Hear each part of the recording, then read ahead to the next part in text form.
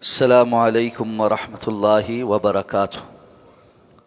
إن الحمد لله رب العالمين والعاقبة للمتقين والصلاة والسلام على سيد الأنبياء والمرسلين نبينا محمد وعلى آله وأصحابه ومن تبعهم بإحسان إلى يوم الدين. الحمد لله الذي هدانا لهذا وما كنا لنهتدي لولا أن هدانا الله. رب اشرح لي صدري ويسر لي أمري واحلل عقدة من لساني يفقه قولي. اللهم انفعنا بما علمتنا وعلمنا ما ينفعنا وزدنا علما. اللہ تعالیٰ کے فضل و احسان سے سورہ النساء کی آیت نمبر 121 تک ہمارا سبق مکمل ہو چکا ہے. آیت نمبر 122 سے انشاءاللہ آج ہمارے سبق کا آغاز ہوگا. اعوذ باللہ من الشیطان الرجیم. بسم اللہ الرحمن الرحیم. والذین آمنوا وعملوا الصالحات سندخلهم جنات تجری من تحتها الانہار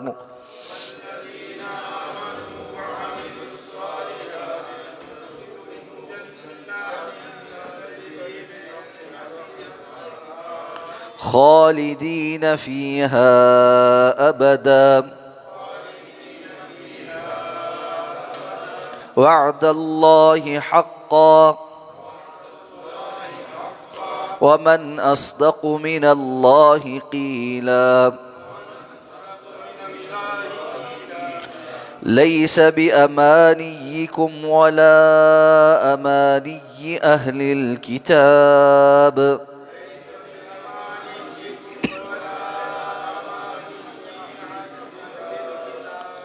من يعمل سوءا يجز به ولا يجد له من دون الله وليا ولا نصيرا.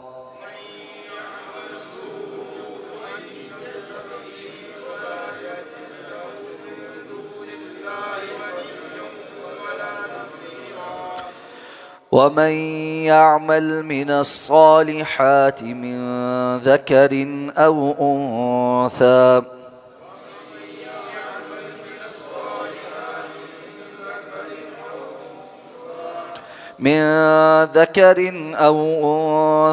وهو مؤمن فأولئك يدخلون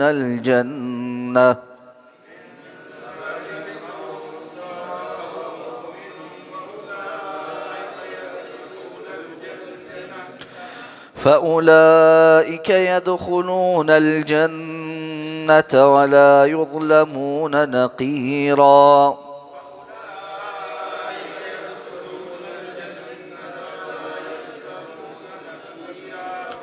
ومن أحسن دينا ممن أسلم وجهه لله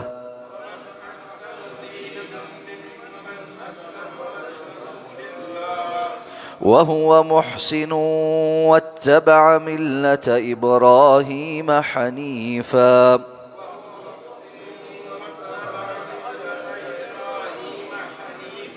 واتخذ الله إبراهيم خليلا.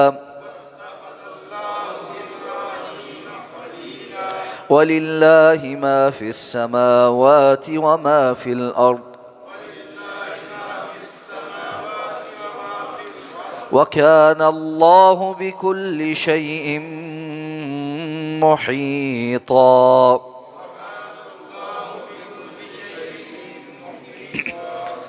والذین آمنوا وعملوا الصالحات، اور وہ لوگ جنہوں نے ایمان لایا اور عمل صالح کیے، سندخلہم جنات تجری من تحتها الانہار، ان قریب ہم داخل کریں گے انہیں باغات میں جن کے نیچے نہریں بہتی ہیں، خالدین فیہا ابدا، وہ ہمیشہ ہمیشہ اس کے اندر رہیں گے. وعد اللہ حقا، یہ اللہ کا مبنی بر حق وعدہ ہے. ومن اصدق من اللہ قیلا، اور کون زیادہ سچا ہے اللہ سے بات میں. لیس بامانیکم، نہ تمہاری امیدوں کے مطابق، ولا امانی اہل الکتاب، اور نہ ہی اہل کتاب کی امیدوں کے مطابق. من یعمل سوءا یجز بہ، جو کوئی بھی برائی کرے گا تو اس کو اس کا بدلہ دیا جائے گا، ولا یجد لہ من دون اللہ ولیا ولا نصیرا، اور وہ اللہ کے سوا کسی کو اپنا دوست اور مددگار نہ پائے گا۔ ومن یعمل من الصالحات، اور جو کوئی نیکیوں میں سے عمل کرے گا، من ذکر او انثی، خواہ مرد ہو یا عورت، وہو مؤمن، اور وہ مومن ہو، فاولئک یدخلون الجنہ، تو یہی لوگ ہیں جو جنت میں داخل کیے جائیں گے، ولا یظلمون نقیرا، اور وہ کھجور کی گٹھلی کے سوراخ برابر بھی ظلم نہ کیے جائیں گے۔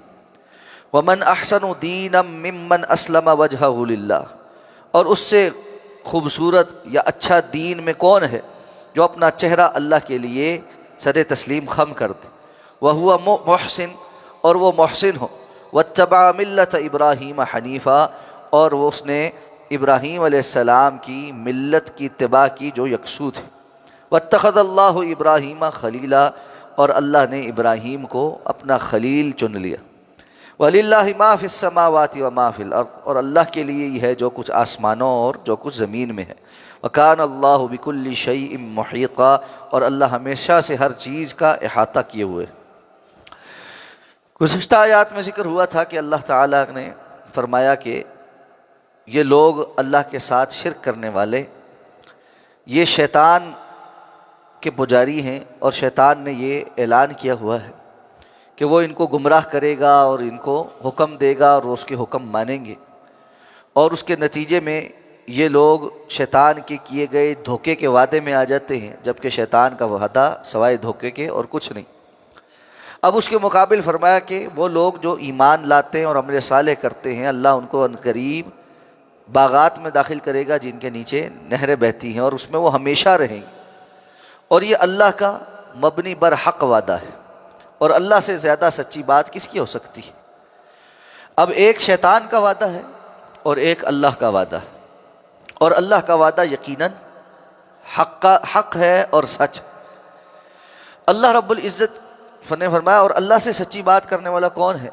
یعنی اللہ تعالیٰ وعدہ نہ بھی کرے، صرف فرمائی دیں کہ اہل ایمان کو اللہ جنت میں داخل کریں گے، تو اللہ رب العزت اپنی بات سے برخلاف نہیں کرتے۔ اللہ سے زیادہ سچی بات کسی کی نہیں، سب سے زیادہ سچ اور حق اللہ کی طرف جانب منسوب ہے، اور اللہ تعالیٰ نے جو کچھ فرمایا ہے وہ حق ہے اور سچ۔ لیکن اللہ تم سے وعدہ کر رہے، اور وعدہ معلوم ہے کسی بات کے اندر پختگی پیدا کرنے کے لیے، دوسرے کو یقین دلانے کے لیے ہوتا ہے۔ مومن کا کام تو یہ تھا کہ وہ اللہ کی بات پر اکتفا کرتا، اللہ رب العزت اس سے وعدہ نہ کرتے، لیکن چونکہ انسان کی فطرت ہے کہ وہ جلدی چیز کو فوقیت دے دیتا ہے اور تھوڑا عرصے کے بعد ملنے والی چیز سے غافل ہو جاتا ہے۔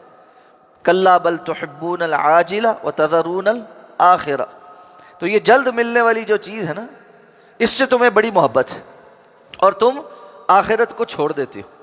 اس لیے اللہ رب العزت نے شیطان کے وعدوں کے مقابلے میں، حالانکہ وہ جھوٹا ہے اور وہ وعدے اس لیے کرتا ہے تاکہ بندے کو یقین آ جائے اس کی بات پر، تو اس کے وعدوں کے مقابلے میں اہل ایمان کے اندر بختگی پیدا کرنے کے لیے وعدہ فرما لیا کہ اللہ رب العزت اہل ایمان اور عمل صالح کرنے والوں کو جنت کے باغات میں جن کے نیچے نہریں بہتی ہیں جہاں وہ ہمیشہ رہیں گے داخل کرے گا۔ اس لیے کسی طور پر بھی بندہ مومن کو کسی کمزور لمحے میں شیطان کے ہتھ کنڈوں کا شکار نہیں ہو جانا چاہیے، اسے اللہ پر بھروسہ رکھنا چاہیے، یقین رکھنا چاہیے۔ تو فرمایا معاملہ نہ تمہاری امیدوں کے مطابق ہوگا اور نہ ہی اہل کتاب کی امیدوں کے مطابق۔ اہل کتاب کی امیدیں کیا تھی؟ کہ ہم اللہ کے چہیتے ہیں اور ہم جہنم میں جائیں گے ہی نہیں، اور اگر گئے بھی تو بہت تھوڑی سی دیر کے لیے جائیں گے۔ اور ایسا ہی بہت سارے مسلمانوں نے آج سمجھ لیا کہ چونکہ ہم تو کلمہ گو ہیں اس لیے ہم جہنم میں جائیں گے ہی نہیں، ہمارا فلاں بڑے کے ساتھ تعلق ہے ہم تو جہنم میں جائیں گے ہی نہیں، ہمارا خانوادہ بڑا عظیم ہے ہم تو جہنم میں جائیں گے ہی نہیں۔ تو اللہ نے فرمایا نہ تمہاری امیدوں کے مطابق اور نہ ہی اہل کتاب کی امیدوں کے مطابق معاملہ ہے، کہ کوئی تمہیں پوچھنے والا نہیں، بلکہ من یعمل سوءا یجز بہ، جو کوئی بھی برائی کرے گا اس کو اس کا بدلہ ضرور دیا جائے گا، خواہ وہ اہل کتاب میں سے ہو یا مسلمانوں میں سے ہو، جتنی برائی کی ہوگی وہ ضرور اس کا بدلہ دیا جائے گا۔ اور وہاں پر اللہ کے مقابل کوئی اور دوست اور مددگار نہیں ہوگا جو ان کو اللہ رب العزت کے عذاب سے اور پکڑ سے چھڑا لے۔ اور فرمایا جو کوئی بھی نیک عمل کر کے آئے گا، خواہ وہ مرد ہو یا عورت، لیکن شرط کیا ہے؟ وَهُوَ مُؤْمِنٌ، اور وہ ایمان لانے والا ہو۔ یعنی نیکی کا تصور ہی ایمان سے شروع ہوتا ہے۔ ایمان کے بغیر اگر کسی کا عمل بظاہر نیکی والا ہے تو اللہ کے ہاں اس کی کوئی وقت نہیں۔ وَهُوَ مُؤْمِنٌ کی شرط ہے۔ تو یہ وہ لوگ ہیں جن کو جنت میں داخل کیا جائے گا اور وہ ذرا برابر بھی ظلم نہیں کیے جائیں گے۔ نقیر کہتے ہیں کھجور کی جو گٹھلی ہوتی اس کو ایک ایسے وہ جو لائن والی سائڈ ہوتی، اس کی جو الٹی سائڈ ہے، اگر آپ ادھر سے غور سے دیکھیں نا تو اس کے اوپر ایک بڑا باریک سا گول سا سوراخ ہوتا ہے درمیان میں، اس کو نقیر کہتے ہیں۔ یعنی کسی چھوٹی سی چیز کا بالکل ذرے کے برابر چیز کی مثال دینی ہو تو عرب نقیر کی مثال دیتے ہیں، یعنی اتنا سا بھی کوئی ظلم نہیں کیا جائے گا۔ یعنی مراد یہ نہیں کہ اس سے چھوٹا ظلم کیا جائے گا، مطلب یہ کہ چھوٹے سے چھوٹا جو تم تصور کر سکتے ہو، باریک سے باریک چیز بھی، اتنا بھی جب اللہ ظلم نہیں کرنے والے تو بڑا ظلم کرنا تو دور کی بات۔ تو فرمایا اس سے بہتر دین کس کا ہے، اس سے خوبصورت دین کس کا ہے؟ یعنی دین کی خوبصورتی، اس کا حسن اور اچھائی اس میں ہے کہ بندہ اللہ کی رضا میں اپنا چہرہ اللہ کے سامنے سجدے کا تسلیم خم کرنے والا۔ اور چہرے کا نام اس لیے لیا ہے کہ انسان کے تمام اعضاء میں سب سے عزت والا چیز چہرہ ہوتا ہے، اور اسی لیے جب بندہ سجدے میں اپنا چہرہ اللہ کے سامنے رکھ دیتا ہے تو وہ سب سے زیادہ اللہ کے قرب میں ہوتا ہے، کہ اس نے اپنی سب سے قیمتی چیز، اپنی پیشانی، اپنا چہرہ، اپنی ناک زمین پر رکھ کر عاجزی کا انتہا کر دی۔ یہی وجہ ہے کہ سجدہ کرنا تعظیمی بھی غیر اللہ کے سامنے جائز نہیں۔ کیوں؟ کہ یہ عجز اور تذلل کی وہ کیفیت ہے جو اللہ رب العزت نے اپنے سوا کسی اور کے لیے پسند نہیں فرمائی۔ اس لیے فرمایا کہ جو اپنا چہرہ اللہ کے سامنے تسلیم خم کر دے، وہ محسن، اور وہ محسن ہو۔ اور محسن کیا ہوتا ہے؟ جو حدیث میں آیا، حدیث جبریل میں، ان تعبد اللہ کأنک تراه فإن لم تکن تراه فإنه یراک، کہ اللہ کی ایسے عبادت کرنا کہ گویا تم اس کو دیکھ رہے ہو، اگر تم اس کو نہیں دیکھ رہے تو وہ تو تمہیں دیکھ رہا۔ اللہ کی مراقبت کا احساس کرنے والا، ہمہ وقت اس کو پتہ ہوتا ہے کہ میرا رب مجھ سے غافل نہیں ہے، وہ مجھے دیکھ رہا ہے۔ اور پھر اس کے نتیجے میں واتبع ملت ابراہیم حنیفا، اس نے ابراہیم علیہ السلام کی ملت کی اتباع کی جو یکسو تھے۔ اور ابراہیم علیہ السلام کی ملت کی اتباع کرنے کا مطلب کیا ہے؟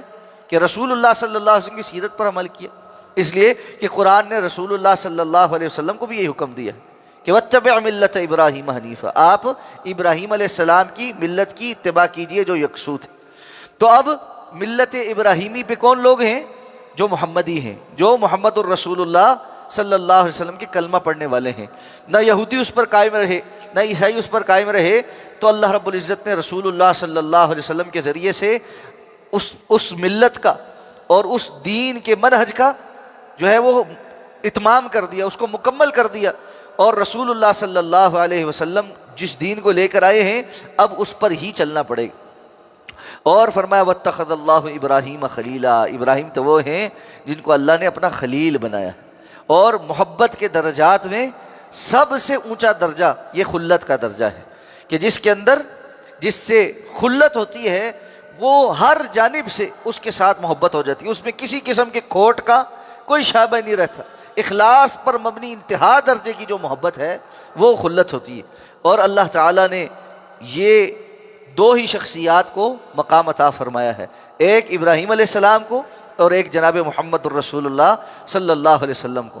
رسول اللہ صلی اللہ علیہ وسلم فرمایا اللہ نے مجھے بھی اسی طرح خلیل بنایا جس طرح ابراہیم کو اپنا خلیل بنایا ہے۔ اور آپ نے خود بھی فرمایا کہ میں اب اللہ کا خلیل ہوں، اگر کسی اور کو خلیل بنانا جائز ہوتا تو میں ابو بکر کو اپنا خلیل بناتا، لیکن اللہ نے مجھے اپنا خلیل بنایا ہے۔ تو یہ بہت بڑا مقام ہے کہ رب کائنات کسی کو اپنا خلیل بنائے۔ تو حضرت ابراہیم علیہ السلام کو یہ مقام اور مرتبہ اور شرف حاصل ہے کہ ان کو اللہ رب العزت نے اپنا خلیل بنایا۔ وَلِلَّهِ مَا فِي السَّمَاوَاتِ وَمَا فِي الْأَرْضِ، اور اللہ کے لیے ہی ہے جو کچھ آسمانوں میں ہے اور جو کچھ زمین میں ہے۔ وَكَانَ اللَّهُ بِكُلِّ شَيْءٍ مُحِيطًا، اور ہر چیز کا اللہ نے ہمیشہ سے احاطہ کیا ہوا، کوئی چیز اللہ کی قبضہ قدرت سے باہر نہیں، کوئی چیز اللہ کے علم سے جو ہے وہ چھپی ہوئی نہیں ہے۔ اور اللہ رب العزت کو پتہ ہے کہ کس کے کیا احوال ہیں، اسی لیے جس کو اللہ رب العزت نے اس مقام اور مرتبے کے لیے چنا ہے، ان کی دل کی کیفیات بھی اور ان کی نیکیاں بھی اللہ کے سامنے ہیں۔ اس لیے اگر تم مانو یا نہ مانو، تم مانو یا نہ مانو، اللہ رب العزت کے ہاں ان کا جو مقام اور مرتبہ ہے وہ مسلم ہے۔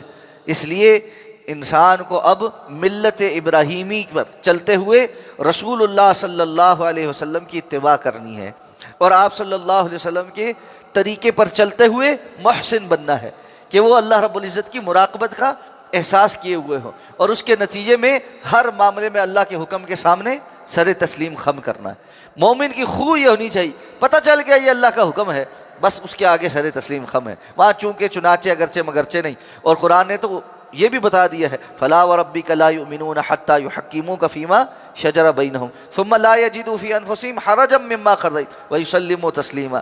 جب فیصلہ آ گیا اللہ کے رسول کا، پھر اس کے بعد تو دل کے اندر بھی کوئی اس پہ بارے میں میل نہیں آ سکتی کہ یہ کیوں تو وہ کیوں، یہ ٹھیک نہیں وہ ٹھیک نہیں۔ بہت سارے لوگ دین کے کچھ احکامات کو جو ہے نا جاننے کے باوجود کہ یہ قرآن و حدیث میں وضاحت کے ساتھ بیان ہوئے ہیں، تنقید کا نشانہ بناتے ہیں۔ یہ ایمان کی کمزوری کی علامت۔ اللہ اور اللہ کے رسول صلی اللہ علیہ وسلم کے کسی حکم کو تنقید کا نشانہ نہیں بنایا جا سکتا۔ یہ ایمان کے اکمال اور ایمان کے مضبوطی کی علامت۔ اس لیے جہاں دین کا حکم پتہ چلے وہاں سر تسلیم خم کرنا، محسن بن کے اللہ کے رستے پر اور اللہ کے رسول صلی اللہ علیہ وسلم کی سنت پر عمل کرنا، تاکہ قیامت کے دن بندہ ان لوگوں میں شامل ہو جائے جنہیں اللہ جنتوں میں داخل کرے گا۔ اللہ تعالیٰ سمجھ کر عمل کرنے کی توفیق عطا فرمائے۔ سبحانک اللہم و بحمدک، نشہد ان لا الہ الا انت، نستغفرک و نتوب۔